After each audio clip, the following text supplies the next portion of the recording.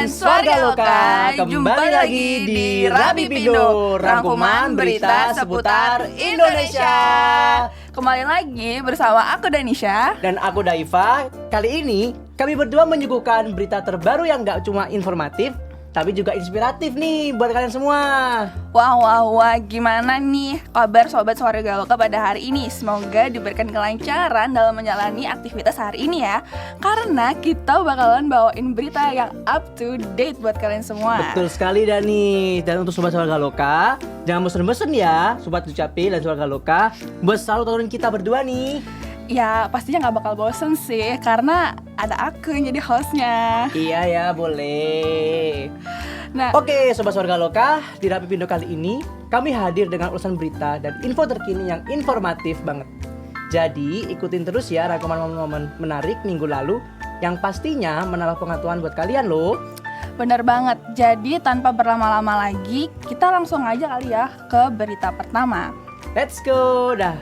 Berita yang pertama, ratusan pelukis dari berbagai daerah Jawa Timur meramaikan kegiatan on the spot atau OTS yang bertajuk Beauty of Balai Pemuda Surabaya yang digelar di Balai Pemuda Surabaya tepatnya pada Sabtu 18 April 2026 lalu.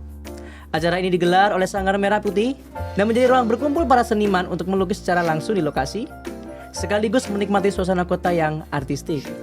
Nah, mengutip dari radarsurabaya.id, kegiatan ini juga menghadirkan aktris ibu kota Marcella Zalianty dan altri sekaligus istri wakil gubernur Jawa Timur, Arumi Baksin, yang turut menjadi model lukisan. Keduanya duduk di depan para pelukis dan dilukis secara langsung, menciptakan pengalaman unik bagi para peserta. Kegiatan ini dipusatkan di sekitar area Galeri Merah Putih dan DKS Balai Pemuda dengan dihadiri 400 orang yang sebagian besar merupakan pelukis dari berbagai kota dan kabupaten. Selain jadi ajang berkarya, acara ini pun juga bertujuan menghidupkan kembali tradisi melukis di ruang publik sekaligus mempererat jejaring antar seniman. Nah, Ketua Sanggar Merah Putih M. Anies juga mengatakan bahwa antusiasme peserta terlihat tinggi sepanjang acara. Selain menjadi media ekspresi, kegiatan ini juga membuka ruang interaksi lintas generasi dan menunjukkan bahwa seni rupa masih punya daya tarik kuat di tengah masyarakat. Wah, seru banget nih kayak Danis.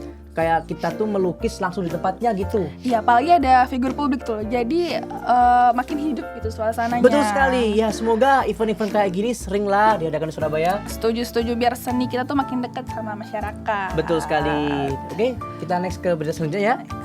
Nah, berita selanjutnya teman-teman Swarga Loka, tapi masih tentang budaya nih. Dan masih berlokasi di Balai Pemuda juga. Jadi kesenian tradisional ludruk kembali mendapat ruang tampil di kota Surabaya melalui kegiatan pengenalan budaya yang digelar di Balai Pemuda Surabaya pada Sabtu malam 18 April 2026 lalu. Pertunjukan ini merupakan salah satu upaya untuk menghidupkan kembali niat masyarakat terhadap seni tradisional di tengah perkembangan zaman ini. Oke, jadi dikutip dari suarasurabaya.net, Ketua Ludruk Lintas Generasi Medang Taruna Budaya Surabaya, Sri Wahyuni, menyampaikan bahwa kegiatan ini merupakan hasil kolaborasi dengan Dinas Kebudayaan, Kepemudaan, dan Pariwisata Kota Surabaya. Tujuannya untuk menghadirkan pertunjukan lintas kesenian tradisional kepada masyarakat. Tak hanya ludruk, acara ini juga menampilkan berbagai kesenian lain seperti wayang orang, ketoprak, hingga campur sari. Beragam pertunjukan pun diperkenalkan agar masyarakat, khususnya generasi muda, lebih mengenal dan mencintai budaya lokal. Nah, Sri Wahyuni juga menjelaskan bahwa komunitasnya itu awalnya bernama Ludruk Cilik karena beranggotakan anak-anak aja.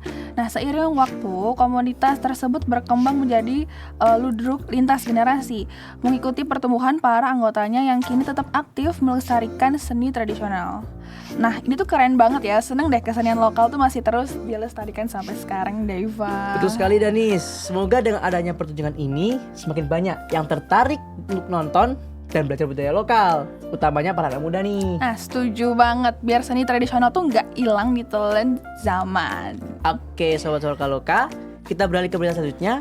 Ini nih, berita utama terkait peringatan Hari Kartini kemarin. Wah, apa tuh? Nah, dilansir dari menpan.go.id, Menteri PANRB Rini Widayanti membuka pameran foto Kartini masa kini, Jejak Langkah Kartini di Jakarta 19 April 2020 lalu. Pameran ini menjadi ruang refleksi sekaligus apresiasi bagi perempuan Indonesia yang terus berkarya dan memberi dampak di bidang tersebut. Nah, di pameran tersebut, Menteri Rini tidak hanya hadir sebagai pembuka acara, tetapi juga sebagai salah satu dari 32 fotografer yang turut menampilkan karya dalam pameran ini.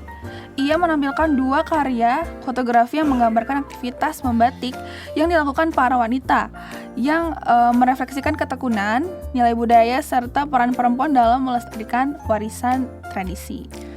Mengangkat tema Jejak Langkah Kartini, pameran ini menyampaikan bahwa semangat Raden Ajeng Kartini tidak berhenti di masa lalu, namun tetap terus hidup dalam keberanian, ketekunan, dan kontribusi nyata perempuan Indonesia saat ini.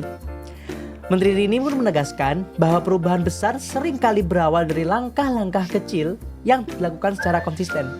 Nah, pameran ini tuh juga menjadi ruang kolaborasi bagi para fotografer dan pegiat seni visual untuk menampilkan perspektif mereka terhadap peran perempuan di era modern ini. Menteri Rini memberikan apresiasi kepada komunitas heritage fotografi dan seluruh panitia yang telah menghadirkan ruang kreatif yang inspiratif dan inklusif. Nah, itu gokil banget, Daiva. Pameran itu bukan cuma soal foto-foto doang nih, tapi juga tentang makna perjuangan dari perempuan. Setuju banget Danis, apalagi pameran ini pun juga harus menjadi bukti nyata bahwa semangat Kartini akan terus menyala sepanjang masa. Oke, kita move ke berita terakhir nih.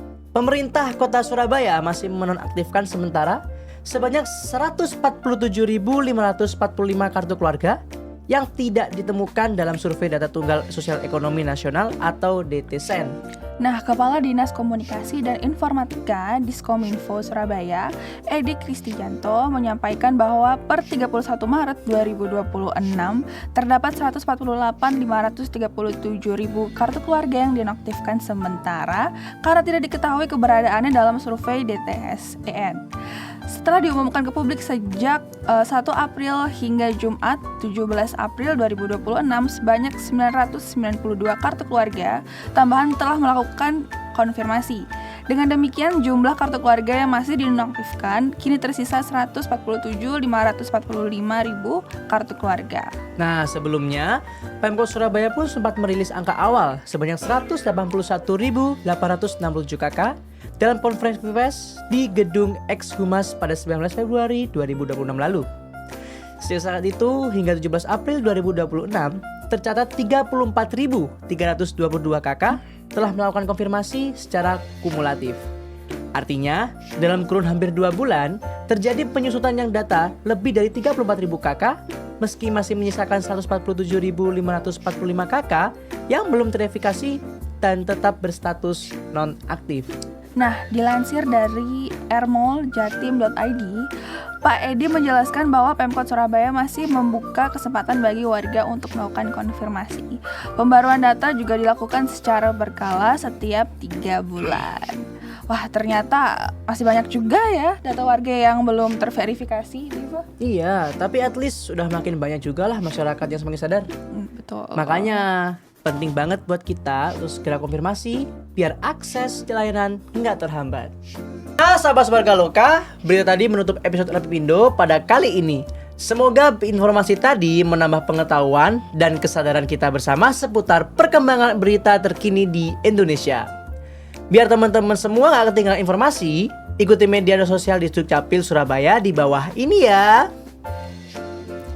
Oke, sekian Rapipindo episode kali ini. Aku Daiva dan aku Danisha, pamit undur diri. Selamat beraktivitas dan sampai jumpa di episode berikutnya. Dah.